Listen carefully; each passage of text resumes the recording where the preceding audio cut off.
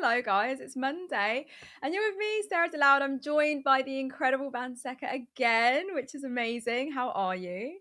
Hi, I am good. I actually stayed up all night watching the Oscars, having said that, so I'm Oh, actually did quite you? tired. Yeah, as well. So impressed. But I'm happy to be like out of the acting headspace, like film, and back into politics and stuff. Yeah, no, incredible stuff. I haven't seen. Obviously, it's way too late for me to even watch it. I mean, not even at quite an early time. I'm like, oh God, work tomorrow. Let me sleep. But then, I did see the highlights this morning on the news and then on social media, and it seemed eventful ish. Lots of shockers, but yeah, I think something we can talk about another time. But yeah, anyway, thanks for coming. So today's show, we've got four stories today, so we've got a lot to get through. The first story is going to be all about Kemi and her plans to scrap stamp duty.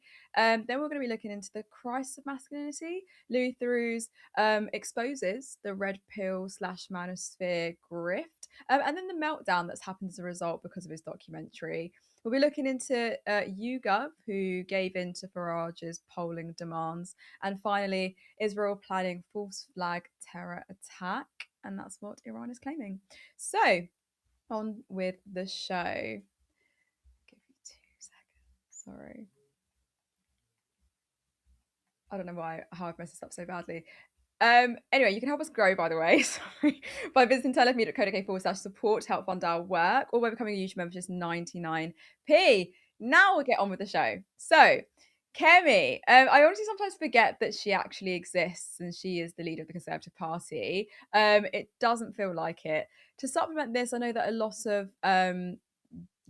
people know, she knows herself that she will not be the next prime minister, and I think I'm willing to bet a lot on that, as are you guys. But do you know who I think would bet on that too? I think Kemi would bet on that. Hello. I'm so glad you called. I've got a great deal for you. For most people, buying a home is a huge milestone, but for too many, they're priced out or stuck where they are. Rising costs, huge deposits, and of course, stamp duty. Stamp duty is a tax on aspiration. So, at Kemi & Co., the Conservative Party, we have a simple solution. Conservatives have a plan to scrap stamp duty on your family home, Saving you thousands. and it's fully costed through our £47 billion savings plan. So we'll help you get moving without piling up more debt. Lower taxes, more people moving home, simple. Conservatives believe moving home shouldn't come with a massive tax bill. So we've got a plan. Scrap stamp duty. Get Britain moving. If you agree with us, send Labour a message at scrapstampduty.com. It's just so cringe. I think she's scared of the P45 because what a load of slop. And who said James Cleverly could lean on the cabinet like that? It's just so weird. Look at him leaning. Oh, I do wonder what's in that cabinet. Maybe all the oppressive policies that the Tories subjected British people to over the years, the number of people they pushed into poverty, perhaps, the number of people killed as a result of austerity, or maybe the assortment of wine and cheeses they had at the party when COVID was a thing. There is something quite poetic about the Conservative Party in 2026. After 14 years in power, presiding over stagnant wages and collapsing public services and the worst housing crisis in living memory, one of its leading figures has decided the next logical step is to come up with Kemi and Co. And to scrap stamp duty. Kemi, a politician who spent years defending the very policies that made housing unaffordable for millions, is now attempting to launch this feeble venture. But does this not all feel so bloody rich and laughable? Because of course she has. Britain today is living through one of the worst housing affordability crises in modern history, according to the Office for National Statistics. Average house prices are now around 8 times the average salary, whilst rents have surged dramatically in recent years. At the same time, around 1.3 million households are currently on social housing waiting lists in England alone. Let's just look at these numbers a little more too. Look at how much house prices have increased, please. This is just how fucking wild it is. The numbers speak for themselves. The prices are literally soaring. You see them slowly going up. Not even slowly, drastically going up. To understand how we arrived here, you have to go back to one of the most consequential housing policies in modern British history, the Right to Buy scheme introduced by Thatcher herself. Over the decades, more than 2 million social homes were sold off across England, representing one of the largest transfers of public housing into private ownership. At the time, the policy was framed as a way of creating a property owning democracy, but what often gets left out of the story is what happened afterwards, and it's that the vast majority of those homes were never replaced. Social housing as a share of the housing stock collapsed, falling from roughly 30% of households in the late 70s to around 6% today. Meanwhile, waiting lists for council housing ballooned as the supply of affordable homes shrank dramatically. In other words, guys, the policy didn't just expand home ownership, it fundamentally dismantled one of the pillars of Britain's housing safety net. I think all of us can sit here and say that we know someone who's on that waiting list. But this is why the housing crisis in Britain cannot be understood simply as a failure of supply or planning or a lack of houses. It is the result of deliberate political transformation in how housing functions within the economy. Over several decades, housing was systematically converted from a social good into an investment asset, something that needs to be traded and leveraged and almost speculated upon.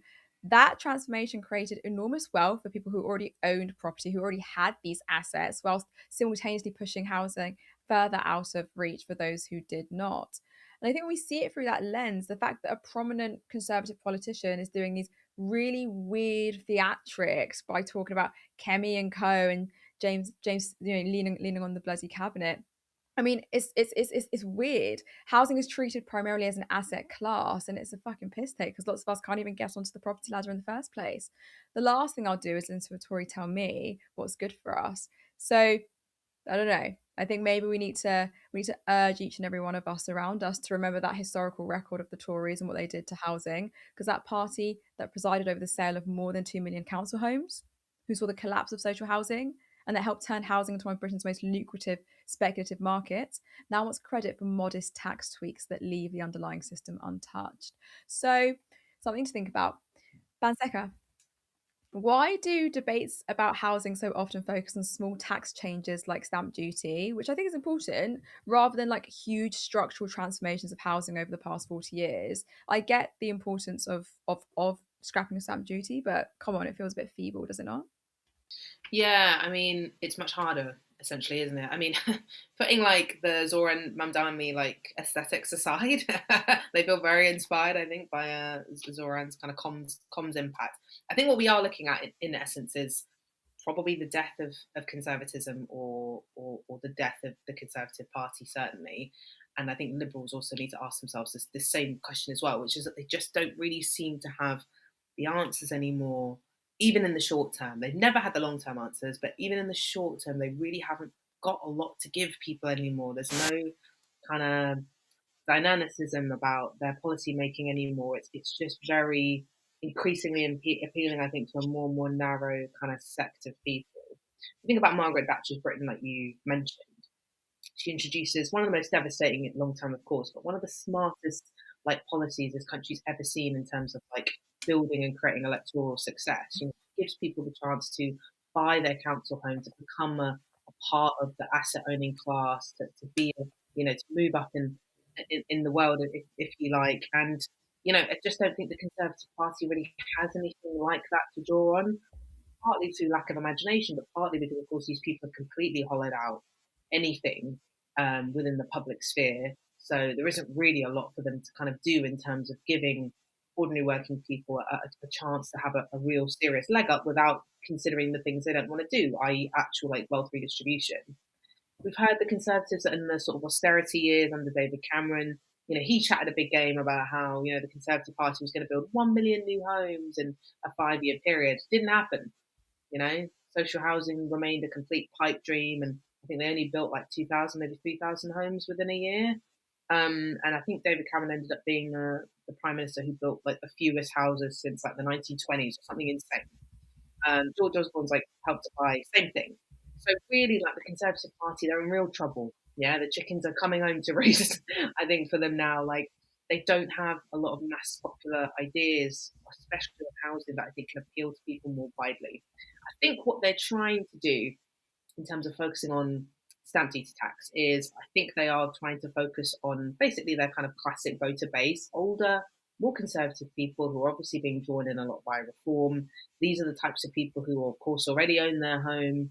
They're kind of banking on their home, hopefully continuing to hold its value or ideally increase in its value. They don't, so the Conservative Party doesn't really want to do things like, I don't know, rapidly expand the amount of houses in case housing prices dip, and those voters perhaps aren't going to be very happy. So they're kind of trying to build, I think, still a coalition of a voter base amongst those types of people, but challenging the actual structural issues and structural reasons, like you said, as to why the housing market is so bad, which isn't because of stamp duty tax at all. That's something people, our age are really thinking about. We're not even on the ladder, a lot of us. So I think really what we're seeing is this kind of low-hanging fruit that they're trying to pick off. It's an easy policy, very simple to tell people, we're cutting tax. It all sounds so simple. But really, I think what we're seeing is the death of this Conservative Party. We're seeing the death of conservative politics, sort of neocon politics. And we're seeing the logical outcome of a party and a politics that has just insisted that we have wealth flow in just one direction upwards. And I do wonder how that's really going to play out for them electorally in the near future. Yeah, well said. I mean, I welcome, and I think I do agree in the sense that that's why I led with the fact that it's so poetic. Like the Tories' downfall is something that can definitely be written about. But no, thank you, Banseka. I'm conscious of time, and we have 4 stories to get through, so I'll press on. But let's talk about Louis Theroux's new documentary, Inside the Manosphere. I don't know if anyone's caught it, but it's definitely been making the rounds online and in conversations too. It's Louis Theroux's documentary Inside the Manosphere, where Louis follows some of the internet's biggest grifters and victims of capitalism who just so happen to be massively fucking red pill. In the documentary, Louis follows the likes of Harrison Sullivan, I think, HS TikToky, Fresh and Fit's Myron Gaines. If you don't know him, count your blessings. Sneeko, whose actual name is Nicholas Ken De Balanthazi. I hope I'm not butchering it. Let's dive into some of these men, though, shall we? Let's look at Myron Gaines in action. I want you to look at how Theroux calmly dismantles his views on monogamy. Myron's been quite open about the fact that he expects to be in a relationship in which there's one-way monogamy, as he calls it. He's allowed to basically pursue other relationships, but you're not.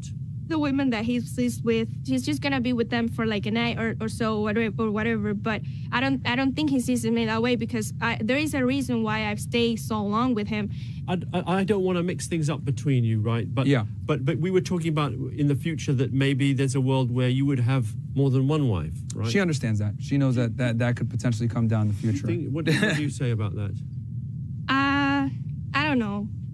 I mean, he has said that in the past. I think I'll see when it happens. Like, I don't know how that will work. The thing is that I think... But right now, it's not going to be anytime soon, because I'm just so focused on working. But it could happen, right? It could, of course. You can kick it down the road only for so long. She's put 2 years into a relationship. If that's your long-term plan, at some point, those two realities will collide. That's a bridge we'll cross when we get there. Like right now... What does that mean? That's so avoidant. It's something you never know, man. You can always change your mind down the road. Who knows? Maybe I'll say, I only just want to be with one girl, because the two would be too tough. You've backtracked on that already? Some people in this part of the culture, right, who are advocates for the idea of like the 1% male, that ultimate masculine, that he's... Frank, go her. Sorry. Also, I need if you could clean up the room too. I need some help, with that. Was that okay? By the way, I always feel weird, like... No. It's cool. It's awkward, though. No. What did you feel? It felt a little awkward. No, not at all. No, okay. Angie, like, she's with me on... She's as on board as you are. On board with what, specifically? You know what? Like, just the idea of other ladies. No, we've had these discussions. I saw a little bit of pain in her. No, definitely. No. Yes. No. Definitely. No. Yeah, you don't think fine. If I said to her, like, you would have Myron all to yourself, would you rather have that? You don't think she would say, yeah, 100%, of course. She would say whatever makes him happy. That's what she would say. The time I do have, I spend with her if I'm with any woman.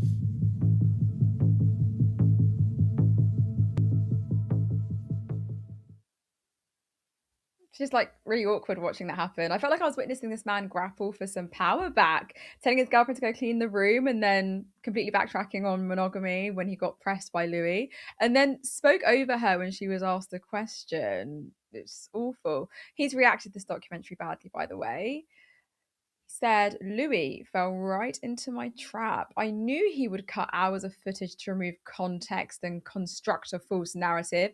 Good thing I have it. Time to expose him. And then he linked his stream when exposing Louis, which was well over an hour. He then goes on to make this rather weird threat to Theroux. You ever listen to K. Billy's Super Sounds of the 70s? It's my personal favorite.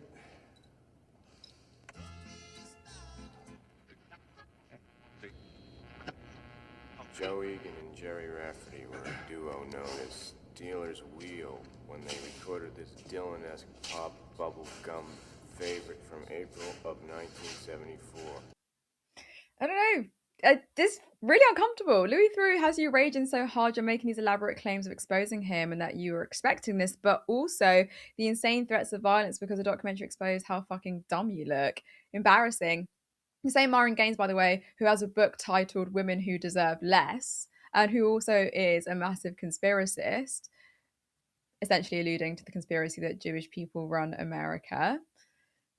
Yes, by the way, it is anti-Semitic to claim that Jewish people run America, by the way. I don't think that needs any explanation. And also his response to a video where a man said he essentially doesn't like the hair black women have because it's not long enough, Gaines said in response, this is why no one wants to date black women. It's just awful. I mean, I don't want to go into these men particularly because if I did, I'd be here all day. And I used to do this all the time on TikTok and I just don't have it in me anymore. I've grown out of it. I just want to show you snippets of all of them from the documentary. So let's look at Harrison Sullivan, aka HS Tiki 500,000 people on your Telegram, right? Yeah. And you're advertising OnlyFans girls on there. Yeah. Do you think there's a contradiction there? No, because I openly say I don't give a fuck and I'm doing it for money.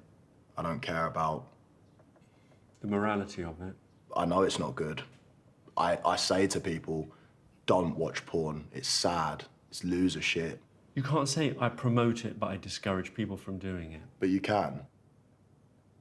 My kids are going to be very, very happy, very fulfilled. They can do what they want. You sound a bit like Bonnie Blue. In what way? You're saying it doesn't really matter what choices I make because I'm making money and my kids will enjoy a high standard of living. So Not at my all. choices are irrelevant. What, me posting a picture with a few girls is the same as getting shagged by 1,000 guys. It's rationalising. Don't compare me to Bonnie. It's rationalising. Are you getting triggered? It's Louis' chuckle at the end that really kills me. He didn't like that one, did he? This is how he responded. The Louis Theroux thing was worth it, I think, just for the clout, like just for the visibility. Like people that would never normally see me now know. London, there was like grannies, like literally like pensioners were coming up, like, hello Harrison, I just saw you on the Theroux documentary. I was like, what? What did you say? Is that the girl? Yeah, I was like, you're right, darling, you fucking little tart. Did you enjoy it? Ew. If that doesn't prove their grift, by the way, I mean, the way that you spoke about the woman just then, but like, if that doesn't prove their grift, I don't know what does. Lou's been in the game longer than you, darling, so keep up. Let's just do one more clip, then I promise no more. But this moment perfectly captures the intellectual shallowness of the Manosphere when Louis Theroux speaks to the influencer Justin Waller. At one point, Waller gestures toward the buildings around them and confidently declares that men built and engineered every single one of them. Louis calmly asks whether we actually know that to be true, and Waller doubles down. According to him, it is simply a fact. You know, men invent, build, and maintain society. That's a fact. Don't women do that too? Look around. Can you name anything that a woman has invented and built in our plain sight? Around here? Nothing. Men built all these buildings. They engineered them. They designed them. Do we definitely know that? It is a fact. There are many... And there's nothing wrong with that, though. That's the other point. People think that we don't like women. I love women. You're okay with girls, women wanting to be architects, astronauts, absolutely, entrepreneurs? Hell yeah, if that's what they want. But you think they don't really want that? I think some of them do. But I think by and largely, these women are looking for husbands and want to have families. Why do people think that by ending things with fact that it automatically makes it true? It doesn't. But this is a good example of how manosphere arguments often work. They rely on sweeping claims delivered with enormous confidence whilst quietly ignoring the actual evidence. Because if you look at the professions involved in designing and constructing buildings today, by the way, reality is far more complicated than Waller suggests. In the US, because we're going to use that example, we've got a figure that shows that women are slowly getting into that field. More than a quarter of US architects are women, and that has been rising steadily over the past few decades as women have entered fields that were historically closed off to them. Now, of course, it is true that construction and engineering have historically been male-dominated professions, but the reason for that has very little to do with some innate hierarchy of capability and far more to do with the social and institutional barriers that existed for generations. But blah, blah, blah. I don't want to debunk any of these claims because it's not worth my energy or time. I want to unpack other things. This whole thing, every single minute of it, that the likes of HS TikToky, look at that name, so wild, and Myron Gaines had was a mere performance, a performance of what they believe masculinity to be. Louisa Marsh posted a really great video on this on TikTok, and she said something that was so perceptive of this. She said that it isn't about a crisis of masculinity, but a crisis of capitalism. And it's so fucking true, because if you go back a few generations, the model of masculinity that existed in much of the industrialized world was built around a particular economic structure. Working class men in particular, I'm going to say white working class men in particular, were socialized into a system where identity, dignity, and masculinity were closely tied to labor. You got a job, you earned a wage, you supported a household, and through that process, you kind of secured a sense of social status and recognition. It was not a perfect system by any means whatsoever, but it did provide a relatively clear pathway through which many men understood their place in the world. And then you fast forward a few decades, and that economic structure has radically transformed. Industrial employment has declined, wages have stagnated, housing, like we spoke about earlier, has become dramatically more expensive and impossible to gain, and secure long-term work has been replaced by very, very precarious labor markets. The social role that many men historically relied upon as a source of identity has been destabilized. And that transformation didn't happen accidentally. It's happened alongside the rise of neoliberalism. In a neoliberal economy, the individual is no longer primarily understood as a worker embedded in a community. The individual becomes an entrepreneur of the self, this idea of self-determination. You've got these structural problems, stagnant wages, housing crisis, declining social mobility, that are all beginning to be reframed as personal failures to compete effectively within the market.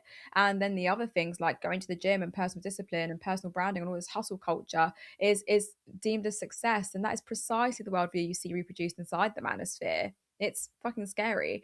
Masculinity is no longer tied to the collective roles like work or community. It becomes a competitive marketplace identity. But I could speak about this so much. I want to hear Banseka's take. Banseka, what's your take on this? What are your reactions? Yeah, I agree with a lot of what you said there about the sort of changing role and how identity is kind of seeps into this kind of entrepreneurial figure or slant as well. I thought that was really perceptive. I guess I'll start off with the silly thing, which is that if these men don't want to date black women, I'm absolutely fine with that. As a black woman, I'm okay with that. I'm all right with that. Yeah, I agree. We can agree on that. That's cool. I think the documentary was quite good. It was better than I was expecting. I think one of the things that the documentary did that was a bit better than maybe some of the other ones that we've seen, like there was a Channel 4 one about Bonnie Blue. I don't know if people saw that one like last year, which I thought was not great. I think this one was a lot better.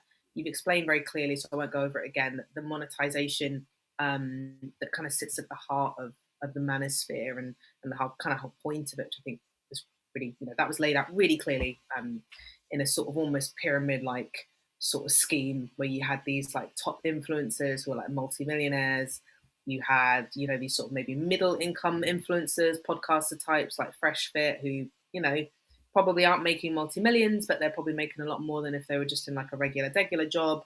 And then Louis Theroux also showed those sort of entry-level influencers as well, which I thought was really interesting. I wanted to see more of them, actually, to be honest with you. There was one thing that was missing, which I talked about on Naked Politics quite a bit actually as well, was I think we're missing more conversation. It was completely absent from the documentary, is is the people at the very top of that pyramid. And for me personally, the people at the very top of that pyramid are platform capitalists. They're owners, the people who own these platforms. That wasn't really mentioned at any point, to be honest with you. And it feels like a bit of an omission. I'm not sure why. Maybe they genuinely weren't interested. Maybe it got scrapped in the edit or whatnot. I don't know. I get that documentaries are made by lots of different people at once, not just one person. But it did feel like a bit of a kind of glaring omission because the people who own these platforms, in my opinion, are the people who gain the most and are the people who are doing the least in terms of labor, if we want to put our kind of Marxist hat on, right, and think about these things economically. They have, I guess, what Yanis Varoufakis would call a sort of digital fiefdom. Like they have these digital platforms that they own, and other people do the work and the labor on them, like a feudal kind of system, right? Where we're all laboring on these platforms because all of the data that is generated from our outrage, our reactions, our likes, shares, and comments accrues useful data that is then monetized. And then, of course, the influencers, these Manosphere guys who are creating content to go on there are laboring to create that. And that came across very clearly in the documentary. That HS Tiki guy, he was literally at any opportunity looking for moments to be able to create content. It looked fucking exhausting. Every single second you're trying to mine your life or your experiences or what's going on around you to create this kind of ever more extreme content, right? And the people who make the most out of that are the people who are owning those platforms who do fucking nothing. They don't do anything to actually create and generate the content there. So I think there was a bit of a glaring omission in the documentary for me about thinking about to what degree, whether we like them or not, and a lot of these influencer guys are fucking risible, horrible people, but to what degree many of these people, particularly those entry-level influencers, are actually being exploited in some ways by the system. And they're being exploited by the very, very wealthy, the top 1%, the guy that owns OnlyFans, the Elon Musks of this world, the people who own these platforms, the guy that owns Telegram or whatever. They're making the most out of this whilst doing absolutely nothing pretty much other than just happening to own these digital spaces. It's a kind of sort of techno-feudal system that is really scary, and I wish that had been threaded out and just expanded on a little bit more in the documentary. The main villain was left out of the picture, and I don't really know why. That's a really great point. I think in that sense, like the Manosphere is not simply a subculture; it's a product of the digital economy that neoliberal capitalism has produced. And you make such a great point. Like, why is it in that documentary that we are not seeing these top dogs that are driving this exploitative economy almost to kind of grift from them? It's kind of frightening. So what is the solution then? Because we've got this space where economic anxiety exists and identity insecurity exists, and all of this algorithmic like attention is kind of just proliferating as much as possible. Like, how do we fix this issue? Yeah. I mean, I haven't got like the answers up my sleeve, but I'm assuming. Sounds like give us the solution, please. I just in 5 seconds. I will say 2 things really quickly. One of them in response to what you just said. But one thing I want to say is that it's really important because there have been lots of conversations as a result of this documentary about sexism and racism and homophobia and all these disgusting things that get proliferated as a result. I think it's really, really important that we actually manage to link these things that harm marginalized people, harm women, etc., and link it to that economic exploitation. Like, to me, if I'm thinking as a left-wing person, that is the thing that needs to happen for us to understand that there is a significant link between the harms against marginalized people and the exploitation actually of everyday people, of everyday working people in this kind of digital sphere. In terms of solutions, I think it really needs to be for states, governments to get their shit together and to actually be trying to regulate these platforms an awful lot more, to be putting these platforms under the thumb and really not just allowing them to create these kind of expansive digital fiefdoms with no regulation, with no real laws, kind of giving them any real serious remit. Perhaps we need to think about how much one individual or one company can own in terms of these digital spaces, in the same way we might do that with sort of physical things in the market as well. It feels like a very uncompetitive market as well. So I'm sure there'll be other people in the comment section who've got other ideas as well about how we kind of demonetize some of these spaces, or how we can make some of these spaces perhaps more for public good, as opposed to for private individual gain, where we really then see these extreme harms and coming out and seeping into the into the real world? How do we create a digital space that is for the public good, for the common good, rather than for entrepreneurial kind of ravenous profit? Yeah, and I think we start venturing into philosophy. It was like, how do we get rid of greed? It's okay. I start having an existential crisis. I think I've been really going through it the last few weeks, where I'm just kind of like, I don't know what's going on. Like I'm kind of just so rattled all the time. And I think like they always say, I'm not even trying to joke about this because genuinely I feel like I'm on the edge of just being like losing my actual mind. There's so much happening at the moment in the world. But yeah, it's I think I've started to look at the manosphere less like this mysterious cultural rebellion and more like what it actually is. And it's just like pointing to what you said, a marketplace that's built on monetizing and exploiting male frustration in a system that increasingly leaves large numbers of people feeling incredibly insecure economically. So yeah, thanks so much, Banseka. Before we move on, it's obviously 2026, and we really want this year to be big for Turn Left. We want to be more ambitious than last year to really put ourselves on the map. We would like 2026 to be the year where we can have a studio and for our contributors to be paid for the work that we do. We do all of this alongside our full-time jobs, so it's hard, but we love what we do. So your support over the years has been recognized and it's been, amazing, and we're kind of ready to take this to the next level. We rely on small donations, as you know. So if you want to be part of a media organisation that seeks to destroy the oligarchs, then please head over to turnleftmedia.co.uk/support. There you can support us monthly on Patreon, or there is another link for a one-time contribution. Or alternatively, you can become a YouTube member for just 99p. So let's go on to our third story. Nigel Farage accused the polling company YouGov of deliberately underestimating support for his party, Reform UK, claiming the firm used bizarre adjustments that suppressed Reform's numbers. YouGov has since backed down in a row with Nigel Farage after the Reform leader accused the pollster of underplaying his party's popularity. The polling company has agreed to change the way it publishes its results after Mr. Farage accused the firm of being deceptive. It consistently placed Reform around 5 percentage points lower than other surveys on Westminster voting intention. He said the company was breaking transparency rules set out by the opinion polling watchdog, and after a lengthy public row, YouGov has backed down. Nigel Farage told The Telegraph, YouGov were deliberately giving a misleading picture, and I'm pleased to say that because of our complaint, it will now be corrected. The British Polling Council should not allow this behaviour. Now, there's another layer to the story that makes this whole thing even stranger, and that is the history of YouGov itself, because YouGov wasn't created in some neutral space or independent research centre. It was co-founded in 2000 by this guy, Nadeem Zahawi, a businessman who later entered politics, became a Conservative MP, rose through the ranks of his government, served in cabinet, and briefly held the office of Chancellor of the Exchequer, and not long ago, obviously, as you guys know, defected to Reform. So, one of the most influential polling companies shaping how British political opinion is measured today was originally built by someone who would later go on to become a senior political actor inside the very system these polls help narrate. Now, to be clear, Zahawi does not run YouGov today, but the fact that one of the central institutions used by media outlets and journalists and political parties to interpret public opinion was founded by someone who later sat the highest levels of political power and is now connected to Farage sounds a little bit sus to me. And Zahawi's own political career makes that overlap even more uncomfortable.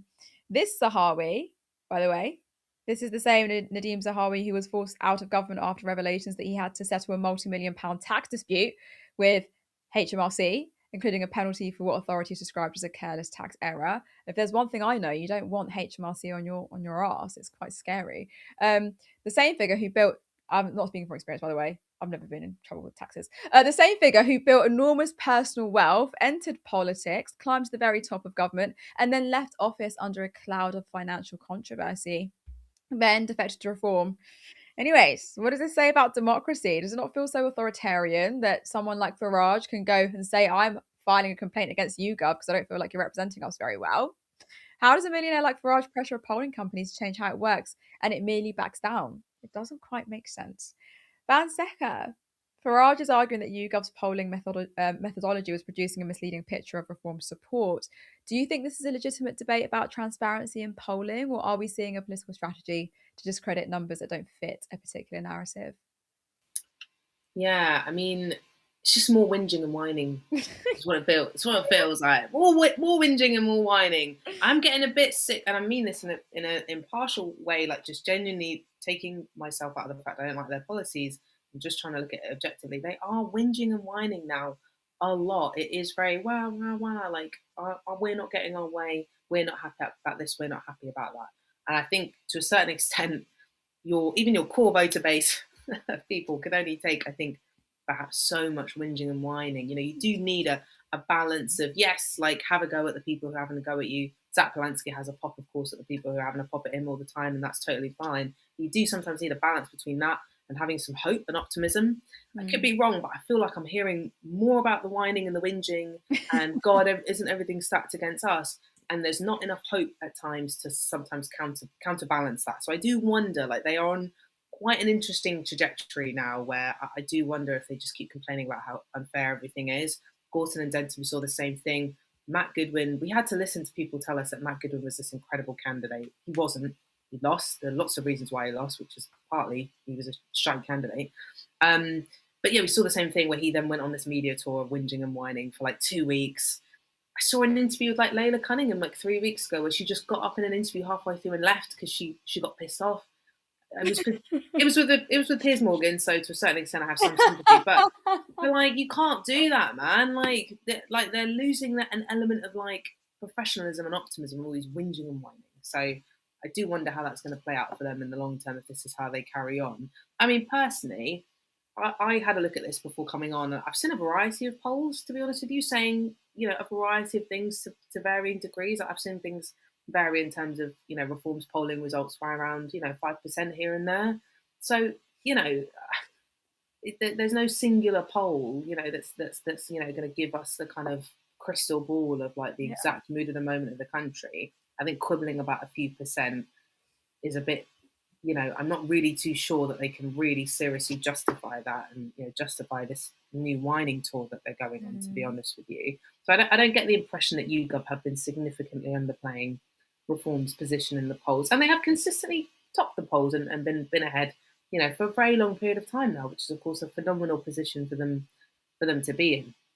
I am worried about Nigel Farage's influence because it is quite scary that he can whinge about this one time and there's an immediate change up by a quite influential, probably the most influential pollster that we have for political issues and political parties. So I'm worried that Nigel Farage, in so many ways, he is exactly who he says he is. He is that guy who can like get things changed and like move the dial on things. I remember when there was that whole controversy around like a bank that he couldn't bank with or something. Like was it Coots or someone like that?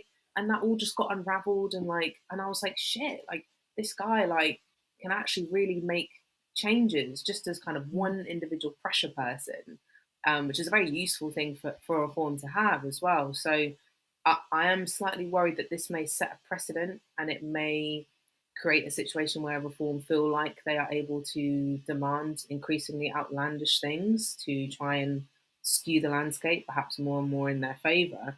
And yeah, I can't help but feel like if this was the leader of any other party, even if this was the Prime Minister, even if it was Keir Starmer, I don't think they'd have cared. I think they'd have just cracked on with it. And it does feel like Nigel Farage, for whatever reason, seems to be in this quite unique position in British politics where his criticism carries real weight behind it now. And that's a bit scary. That's such a great point. I think that is what frightens me. It's his influence. And I like the Reform Party is the only party that's received the number of donors that it has. Like it is a rich party. And I think with wealth comes influence, and that is something to be afraid of. I completely agree. That's a really great point to end on. Let's go to our final story. So, Israel planned to stage a 9/11 style terrorist attack and blame it on Iran, according to the Iranian security chief. Secretary of Iran's Supreme National Security Council, Ali Larijani, said on Sunday that he had received information about an alleged plot to... Sorry, I don't know what's happened.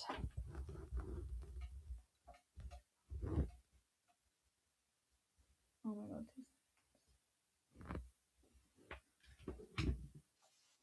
Yeah, I'm going to have to start from the top. Sorry. Sorry, guys. Give me 2 seconds. It completely messed up. So let me start again. I'm going to start from the top. Secretary of Iran's Supreme National Security Council, Ali Larijani, said on Sunday that he had received information about an alleged plot to stage a 9/11 style attack and falsely blame it on Iran. This is what Ali Larijani posted on Twitter. He says, I've heard that the remaining members of Epstein's network have devised a conspiracy to create an incident similar to 9/11 and blame Iran for it. Iran fundamentally opposes such terrorist schemes and has no war with the American people. Of course, these are claims from Iran. There is no evidence as of yet. However, it's worth noting that Israel has engaged in false flag operations before. The Levon affair was a failed Israeli covert operation codenamed Operation Susanna, conducted in Egypt in the summer of 1954. As part of a false flag operation, a group of Egyptian Jews were recruited by Israeli military intelligence to plant bombs inside Egyptian, American, and British-owned civilian targets, cinemas, libraries, and American educational centers. The bombs were timed to detonate several hours after closing time. The attacks were to be blamed on the Muslim Brotherhood, Egyptian communists, and quote unquote unspecified malcontents or quote unquote local nationalists, with the aim of creating a climate of sufficient violence and instability to induce the British government to retain its occupying troops in Egypt's Suez Canal zone. There's also this. The Baghdad bombings, 1950 to 1951, the goal was to force Iraqi Jews to emigrate to Israel by creating fear through bombings falsely blamed on Arab nationalists with the desire to increase Israel's Jewish population after 1948. Iraqi investigations and historians have found indications of Zionist underground involvement, but Israel has never admitted responsibility. Banseka, I'm not going to ask you whether you believe this is a false flag. We have claims from Iran, but no evidence. However, given Israel's past of false flag operations in order to boost the Greater Israel project, would you be surprised if this was manufactured by Israel? Yeah, the kind of logical endpoint, if we like, of Zionism, particularly this very extreme form of Zionism that we're kind of witnessing bear out under Netanyahu's government, is kind of, by always for quote unquote the greater good, i.e. the greater good being Greater Israel, right? That's the goal. That's the that's the objective is to achieve that. And so if we need to sacrifice some people along the way, including people who we regard as the groups of people we think we're doing this for, then we'll do that. And I do think that has been a logic that we've seen play out in a variety of ways. You've talked about that some of the past false flag incidents that Israel have been involved in, but I also think there's plenty of other incidents, smaller scale, of where the logic of Zionism has basically also allowed like Jewish people and people in the Jewish diaspora, not just Israelis, but people more widely in the Jewish diaspora, to also face violence as a result of this kind of goal, this single-minded goal. I say that in no way, of course, to take away from the primary harm, which is of course against Palestinians and of course against people of Gaza in particular, who have been treated in abominable ways by this project.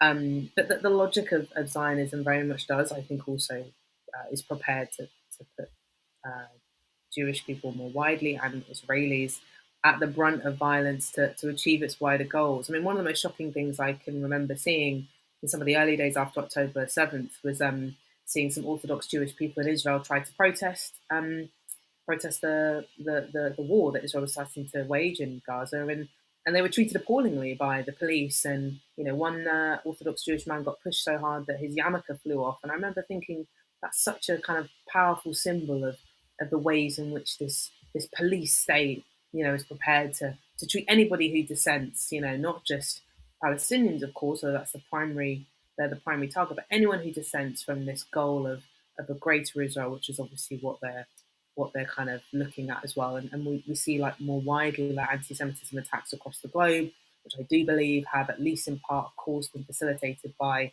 the war and the genocide that Israel has waged in Gaza, which is continually linked to Jewish people more widely, which in of itself, of course, is anti-Semitic and deeply dangerous for the Jewish people more widely as well.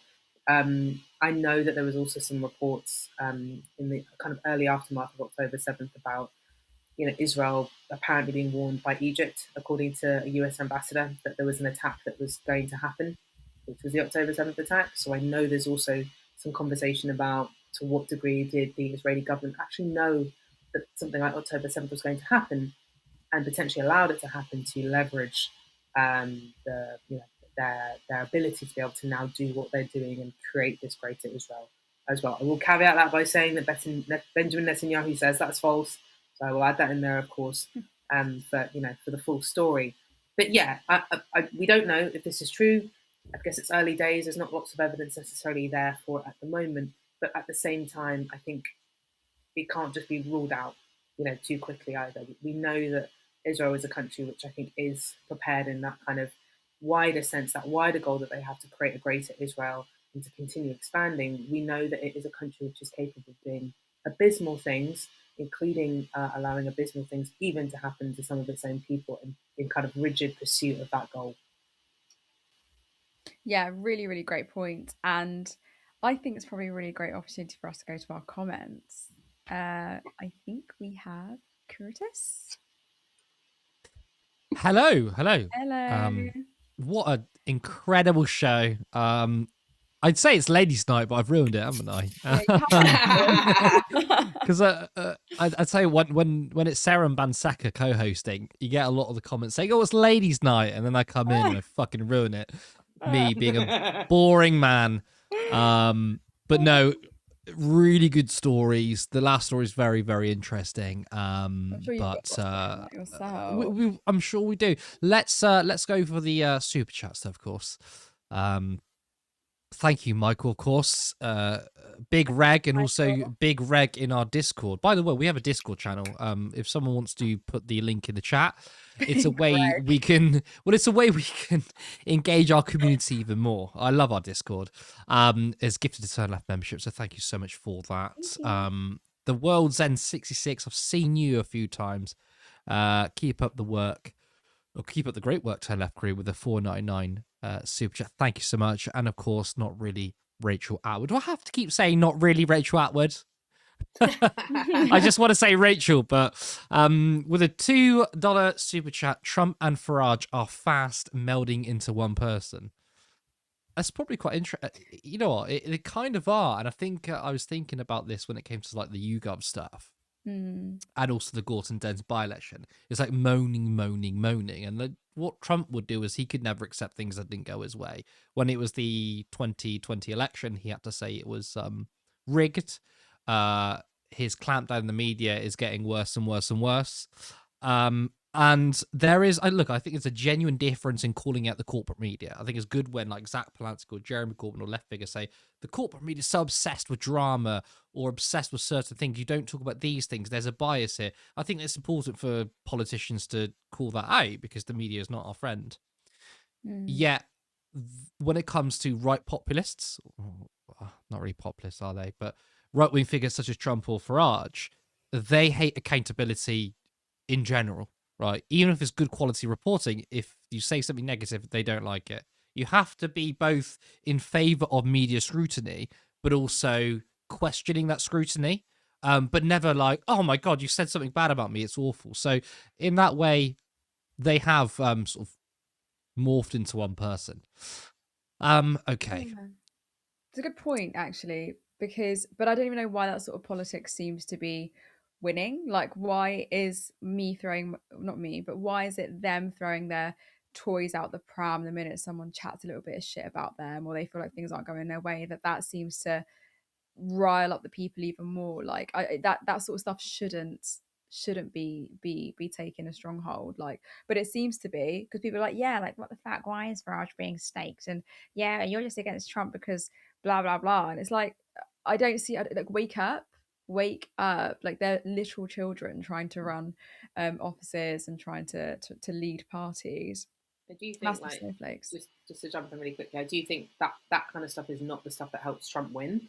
In the same way, I do not think that's the type of stuff that will help Nigel Farage win here either. And I think that's something that will appeal to a very narrow, like, reform pill section of their base. If you're trying to build a you're trying to build a proper actual voter coalition here, you need to be more serious in the sense that I don't think that moaning and whining is going to appeal to people. I think there's stuff ultimately that Trump manages to appeal to people on is cost of living. He had a bazillion policies to talk about cost of living and how he was going to make people's lives better and how, the price of eggs wasn't going to be $1 billion anymore and stuff like that. And I think that's the stuff that gets him into power. I think the whining and the moaning is more like how he kind of breaks and bends institutions a bit more to his will, if that makes sense. But I don't think it's like a vote win in of itself. I suppose it just doesn't have to be so annoying that it puts people off the other policies that reform might have. Yeah. So Who's at 93 said at the top of the show, hashtag dream team. Michael says Sarah and Banseka. Who said Mondays were rubbish? Well, and this is on Twitch because he's doing his best to like boost us on Twitch. Thank you for that. Thank you. Yeah, Mondays do suck, but when it's Mondays with Banseka and Sarah, it's a good day. Yay. It almost feels like a Friday. Not quite, but God, don't get my hopes up. Yeah. So on the actual stories, Michael commented on the Louis Theroux documentary. I still haven't seen the documentary. Actually, I'm in two minds because some people are like it's really interesting, other people saying it's disappointing. But Michael says, I won't lie, after some time to digest it, I think it's a really good entry point. But I would like to see more focus on victims and the harm it actually causes. I did see a TikTok of a creator, really good creator. They don't usually do political stuff, but they wade in political stuff every now and again. And they spoke about the Louis Theroux documentary and said it was quite surface level, actually. Interesting. But not really the fault of the producers or Louis Theroux, but rather this is probably one of the few times in which he's speaking to people who are media trained, maybe not like officially media trained, but like through their experience in creating content. They know what they want to show the audience. Everything they do is a bit more calculated rather than going to America and doing the sort of, was it the world's, the America's most hated family, right? Yeah. And speaking to ultra Christians, evangelical Christians, right? And they're not like necessarily media trained. You can catch them out a bit more. And of course, they were shown to be idiots in this documentary. But the criticism was, even when they look like arseholes, that was what they wanted to show people. But generally, Michael says it's still a good entry point. What do you think about this comment? Yeah, I think that's fair, to be honest with you. I think I gave it like 3.5 stars on Letterboxd. Ooh, so really?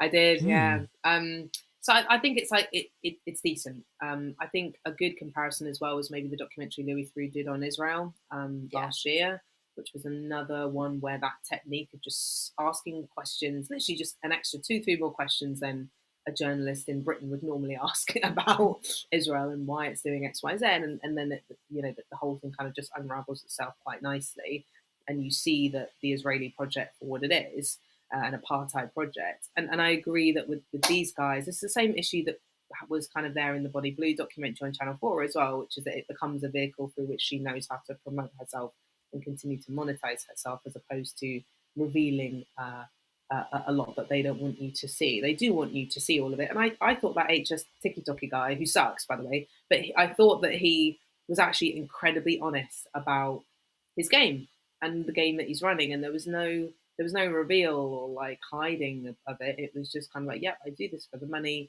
It's contradictory, but I don't care. So what? Yeah. And I mean, it was honest, wasn't it?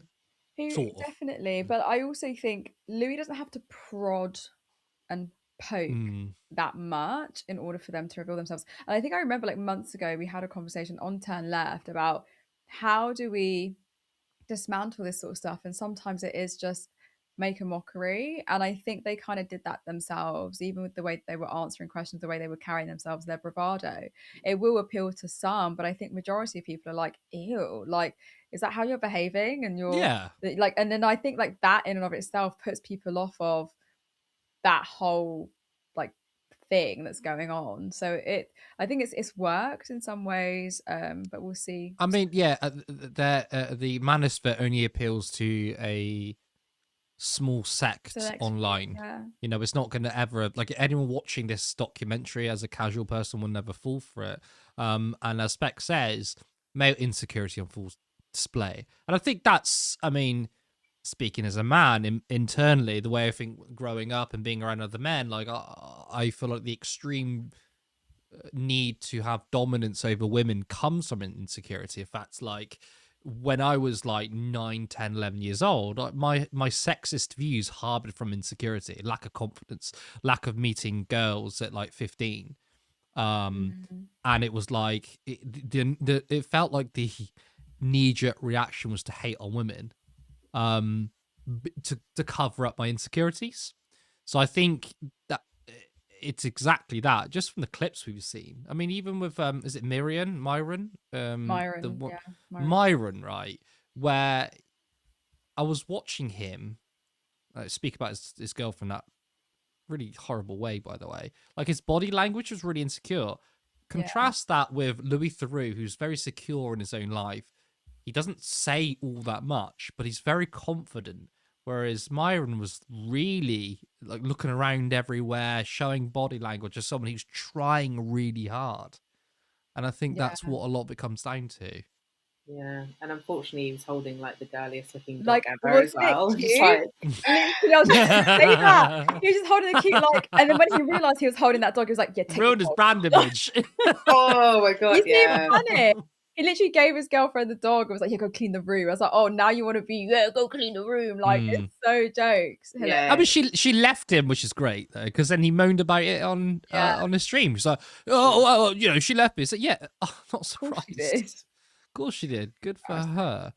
Deus Ex says, I thought it was interesting. Sarah talking about systems when the problem is low test. I can't keep this up. I mean, are you saying low IQ test? I wasn't. No, That's he's why I saying sort of low flagged this question. testosterone. I think that's what he's saying. Ah, I didn't pick that up. I mean, I only got that just now. I could be wrong, but that's how I read it. No, I think you're right to point out systems. You both talked about capitalism, and a friend of the show, Louisa Munch, obviously, I mean, she's a critical theorist, right? She's gonna think it this way. She's blamed capitalism for this too, which is absolutely true. I mean, Andrew Tate is at the height of it, though, but it's full on individualist neoliberal capitalism. It is, but of course, like even though I think that is like the main source of it, you can't discount that like sexism is its own space, right? Like if we were to transition from liberal capitalism, what we live in, to socialism, it doesn't automatically mean, oh, we have an equal society in terms of sexism. It doesn't mean we've abolished sexism because we've dealt with capitalism. I'm 99% confident that if I were to be alive and see the end of capitalism, we move towards socialism, we're still going to have sexism.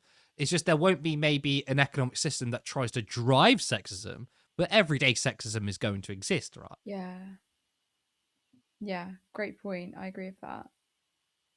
Ephra Wells. I watched the Manosphere this afternoon at a neighbour's house. They sounded insecure and sought to be controlling of the women in their lives. It was quite opening, but I felt sorry for them.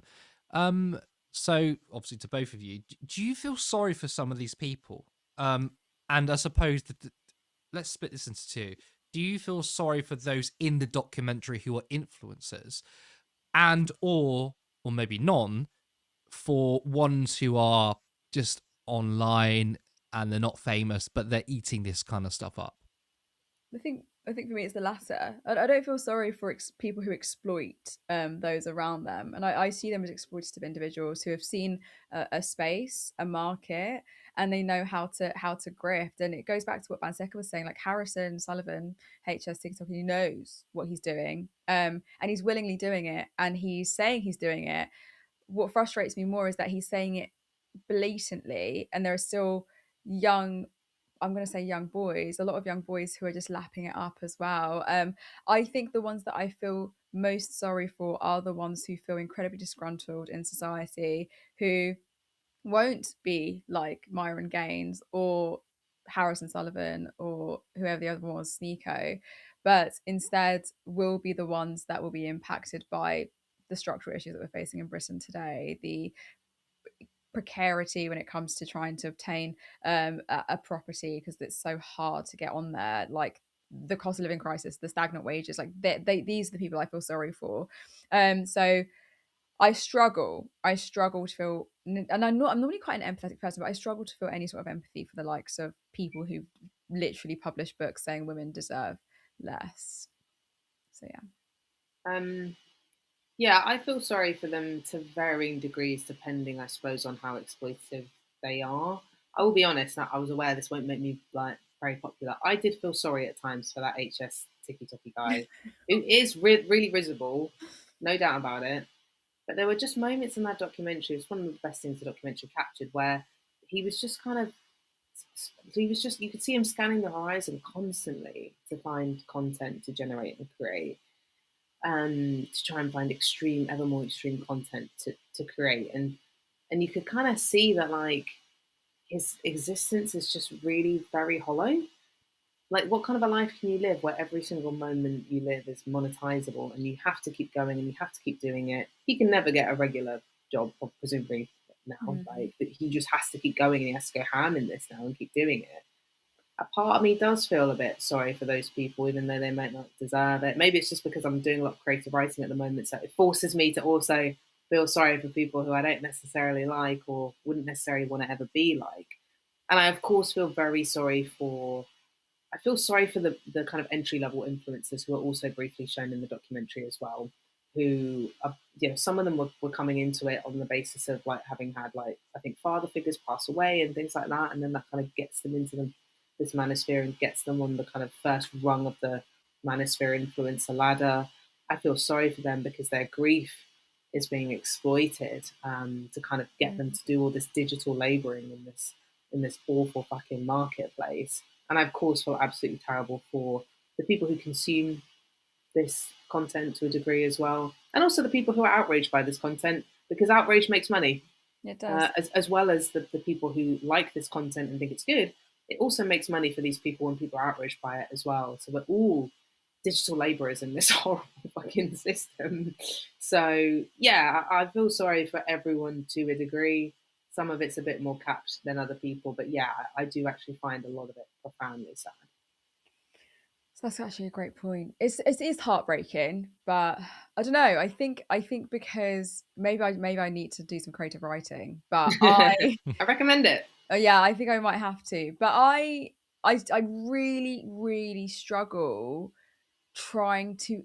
It's like I just really struggle to empathize with these people. I think what I empathize for is more like the structural issues of like not having community spaces. I think this is the issue of not having a third space to go into sometimes, that people do just venture onto the internet and they see these people who are angry and like, oh fuck, like I'm angry too, and like let's point it in this direction. Like it's all, you're right, all on the whole it's so sad and heartbreaking, but I'm even more sad for like all these young people and even adults now, because we're seeing it in politics too, that we don't have these third spaces. Like we don't have pubs that people go into, we don't have like youth centers, we don't have like these spaces where people can just like vent and talk about things. Like, but I don't know, the internet's this real weird void now. And you're right, like everything, like there was one point he was looking at the documentary camera that they'd brought and he was speaking to it as though it was a social media clip, and he was like, what are you doing? Lou was like, what are you doing? He's like, oh, but I feel like that was almost reaction from them. Yeah, but that proves Banseka's point that everything this guy does is for monetization. Like he is a victim of that. It's so heartbreaking. You're right, but I don't feel sorry for Harrison. It's awful. I mean, I can completely sort of like sympathize with Banseka's point. Like if you were to look at everything through the lens of human beings and systems, we're all victims of it in a way, aren't we? Right? Even the perpetrators of said systems, we are victims. Because like when I look at people like HS Tiki Toki, I don't really know much about this person, but like they're in a system where they have to generate content, and I think it's soulless. I mean, in a way, I even think like for billionaires. I mean, this is actually something Marx wrote about how like the bourgeoisie are sad and depressed. I think it's almost sad and depressing to be a billionaire. Now, by the way, I don't feel sorry for billionaires, but I do think that like cry for them. Yeah, I mean, like our tagline is to destroy the oligarchs, so I would be a very good contributor. I'd have to leave turn left on my chosen model that one.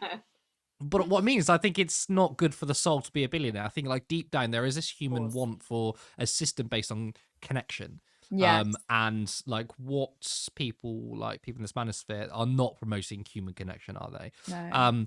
I obviously have like a higher level degree of empathy for like those who, yeah, like the entry level influencers, or rather like those who just consume, or incels, basically. You know, incels who, whilst you don't excuse their sexist beliefs and some of the sexist things they'll say to girls and women, that they are being predicated on by the big influencers. I think this is like a small amount of empathy, but you don't respond in a different, as in like, you don't say, okay, well, I'm so sorry you feel like that. Like, I excuse that. You still come back hard on them. You'll say, you can fucking do this. This is outrageous. You cannot behave like this. But I do think in an analytical way, potentially, yeah. I think like maybe I think yeah, so I'll just go back to what Banseka was saying, because I'm really reflecting on it. Like, Harrison Sullivan was a victim too once, wasn't he? Like, he wasn't born into this digitalized labor, whatever. Like, he himself, I think I can imagine him, because he's only 23, that one time he was a teenager and he was just venturing into these online spaces, and then found a space that he felt like he resonated with, and then I think he's kind of just like gone into this spiral. So I don't know. I think I need to sit with it. But maybe... I did want to quickly bring this up though. This is from Arthur Bumblefoot, who says, "What's most depressing is you guys here at Turn Left have put your energy into this, not for money. Of course, we are volunteers, we don't get paid. The Manosphere does, and all the rest. The want for money. I mean, they're doing it for money, right? That, in that way, like, absolutely, like, there's a more of a selfish aspect of this. Like, a lot of them probably don't believe what they're saying. They're doing it for money, and that does make him a bit worse, obviously. But also, I suppose, like, again, people can disagree. Living in a capitalist system in which you need to make money, and that's the religion that's put down your throat, that money, money, money, money, money. You also can't, you can understand why people would choose an avenue that you know can make money. I mean, even with Harrison, who said that I tell people not to watch porn, it's loser behavior, yet will promote OnlyFans models, some who make porn. And he doesn't think it's a contradiction because it doesn't align with his values. He's basically saying I think porn is gross, but I'm going to like push it because it makes me money. Obviously, like, yes, you could object to say that person is a complete dickhead, but you also, I think, when you put human beings under the system of capitalism, which we are literally drilled into from day one, you need to make money. I do think that some of these people can make different decisions in a better system. Maybe. I agree. Maybe, I don't know. Maybe, or maybe not. I don't know. We have to hope, I think. Yeah, you can only hope. Okay. I won't ask you to respond. I'm just going to read it out. Actual Intrepid says the Manosphere is another symptom of decaying capitalism. Yes, completely agree. I actually, we skipped the story, but I've only got one comment on this, but I thought it was an interesting one. Arthur again says stamp duty cuts get added to the asking price too. This is what happened before and what happened with schemes like Help to Buy. It will make housing more expensive, just nonsense. And this is the thing, like when you watch that weird like 80s, 90s vibe, I don't know what they're trying to do, from the Conservatives, was all about like, we're going to help the average person by cutting taxes, but it's all supply side policies. Demand side policies. It's not about we're going to reduce housing prices. What we're going to do is subsidize the massive, huge cost of housing. And it does absolutely nothing, which is why Arthur makes a great point. Something like Help to Buy, which will, of course, like help an individual. Like the government comes in and says, we're going to, I think, what was it, 5% of the deposit? You put in 5%, something like that. Like, absolutely, that can help people. It's not like a horrible disgrace of policy. The problem, though, is not a systemic policy because it doesn't address the increase in house prices, for example. And that's all the Conservatives can offer. They can say, oh, we might like cut taxes here to help you get on the ladder, but we're going to do nothing about the actual housing crisis and the source problem. Yeah, it's a really, really good point. And the other thing I'll say is, like, I don't know why they wanted to pretend they were estate agents, because people fucking hate them. Like, Yeah, so cringe. good They are the most point. hateable Ew. people. Like, they are Literally so annoying. They're disgusting. bums. I hope there's no I hope there's no Asian on this chat. Actually, I'm sure there's some good ones, but a lot of people hate them. I haven't met one. They're rude. I'm sorry. They're rude. Like, I don't understand. But also, do you know who I find even ruder? It's private landlords. Like, those course. sorts, like, Any fucking chance, love it. abolish them. Abolish them. Yep. Get rid of them. Like, when I was speaking about this story, I was just thinking, like, a lot of those council homes that were bought, and like, I think the stat is like over 37% are in private landlords' hands. Like, that pisses me off. Something that was once for the state, for the public, is now in a private landlord's freaking fingertips. Like, that's disgusting. Fuck that. Get rid of them. Like, let's sort out that structural issue rather than stamp duty. Yeah. Yeah, we hate the landlords here. Um, I thought this was a really important and really good comment from Edward Sexby. This is really in the good. story when it comes to talking about the false flag. There's no concrete evidence for what Iran is saying on this. You need much more than, well, they did a false flag once. I think it's an important comment. Why did we include this in tonight's show? Like, there has been many claims of Israel doing false flags a lot, right? I mean, you brought up October 7th, Banseka, of course, Egypt, and there were many reports that showed that, like, there was lots of sort of I think signals that October 7th was going to happen and Israel did nothing about it. And a lot of people drew from that is either they knew exactly what was going to happen on what day, or they did it themselves. When I looked into the details, the information about it, it was basically how a lot of lower end military people in Israel, I don't know if they, like, maybe they were IDF or not, or security people, were like, oh, we seen some training from Hamas and maybe we should look into this. And the top level just ignored them. They just literally just blatantly ignored them. Now, you could say it was just overconfidence ignoring people. You could also say, oh, it was completely like done by Israel. We don't know, right? And ever since the 7th of October, maybe longer, yes, there's been lots of claims online from people saying this is a false flag. What happened in Australia a few months ago, that horrific killing of Jewish people on the beach in Bondi Beach, people were saying it's a false flag. We obviously didn't say that or even give any credence to why it could be. So the question is, why did we include it in tonight's show? The reason why is because an Iran or what was that, a chief of security, the Iranian chief of security, said so. And of course, again, that doesn't mean that's evidence.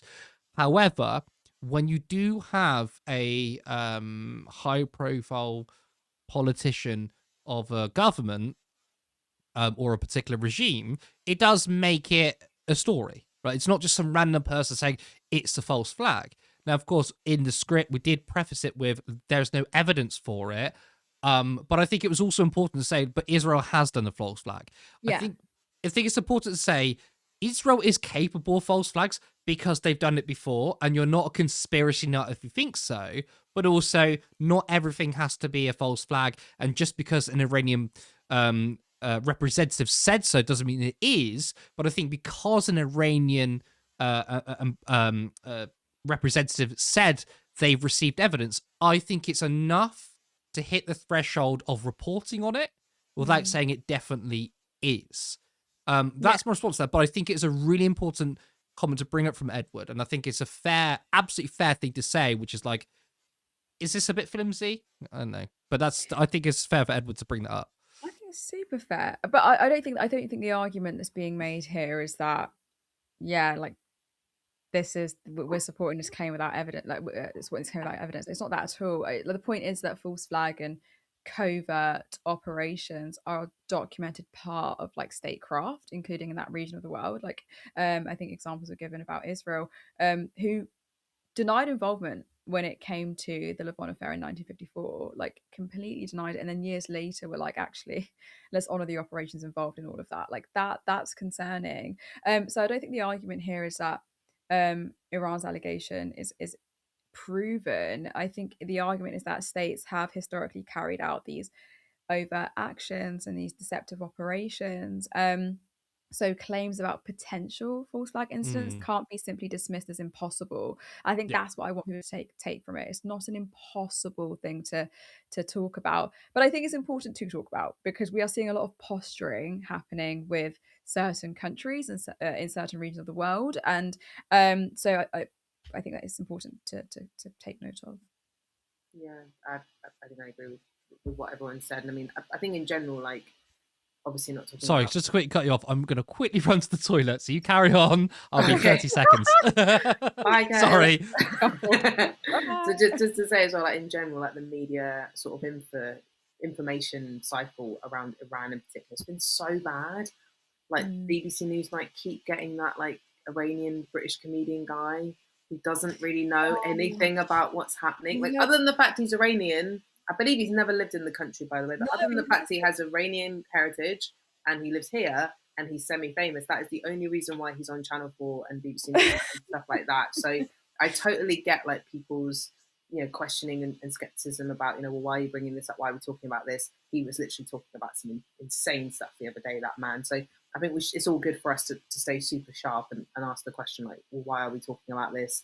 Does talking about it give it credence or give it more weight than it should, or if we don't know if it's true yet, and all of that stuff? I think those are super valid questions. And you have to be careful because, of course, information is part of the war, right? And what people know, don't know, what is told to be true or not true.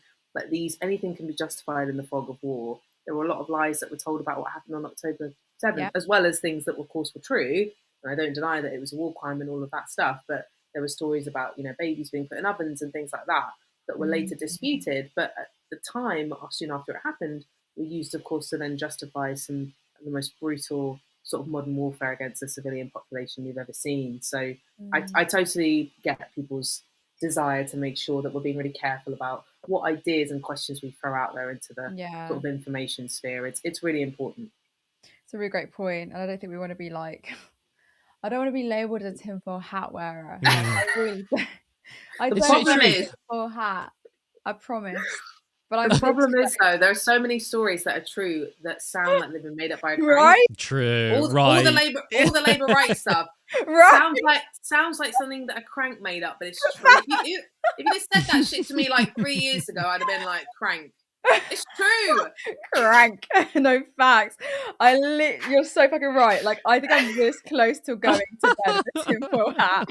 This close. Well, look, this is the thing. I would say, I don't know, maybe a lot of people watching may disagree. I consider ourselves a radical left-wing outlet, right? Maybe not all of us are radical left. I feel like I'm radical left anyway.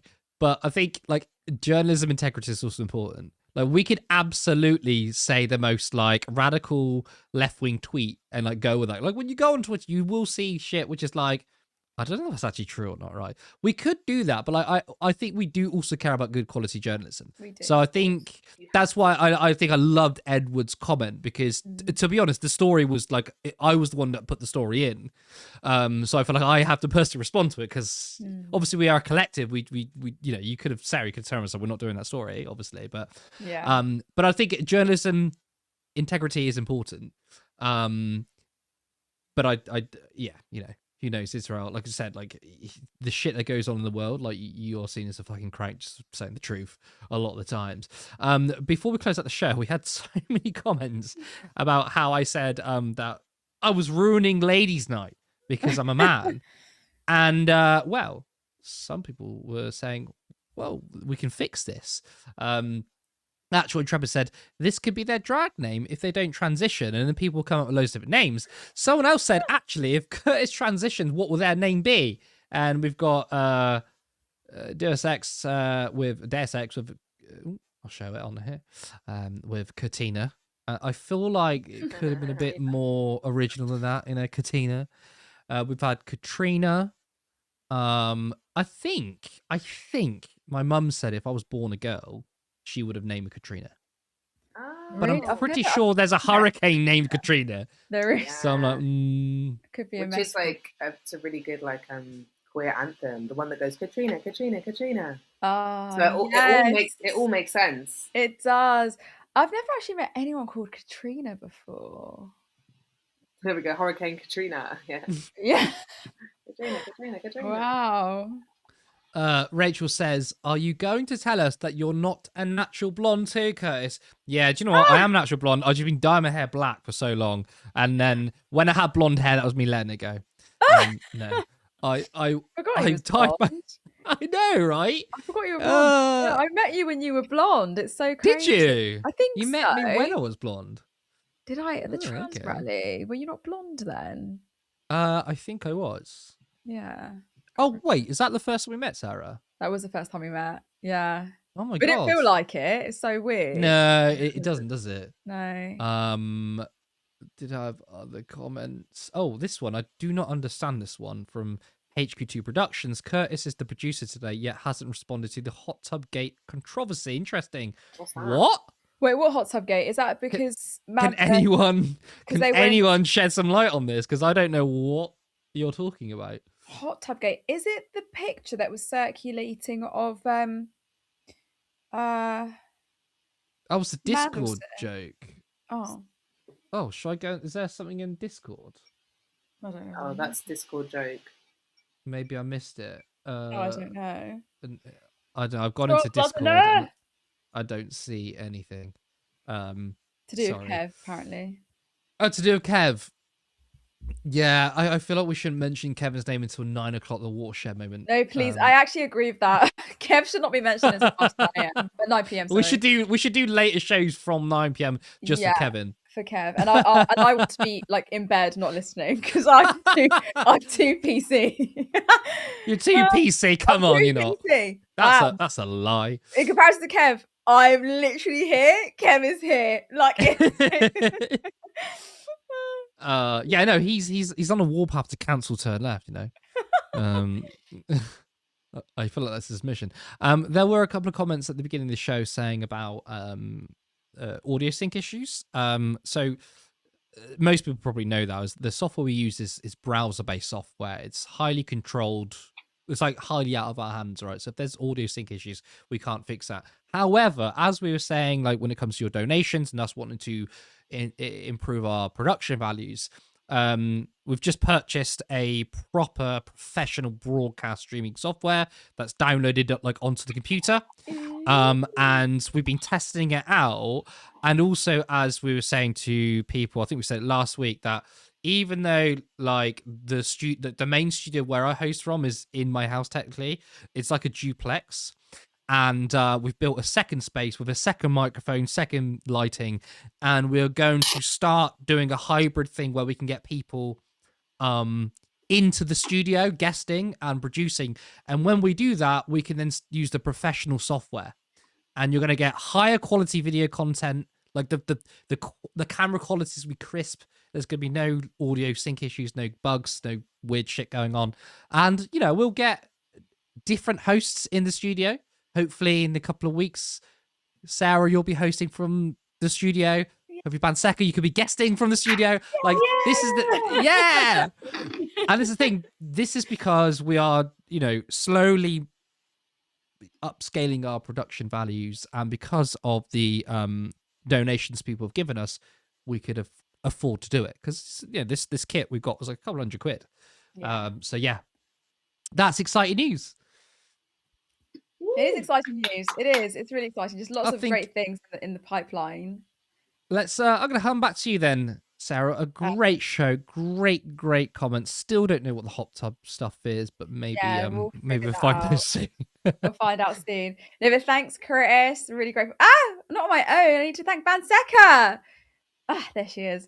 Thanks so much, Banseka, for joining me on another Monday. And I seem so grateful. I'm actually like getting so used to having you here, and I don't want to lose it. So please always come on Mondays with me. Thank you for having me. Thank you for coming. An amazing analysis as per. And thank you to all of you joining me on just another manic Monday. Banger.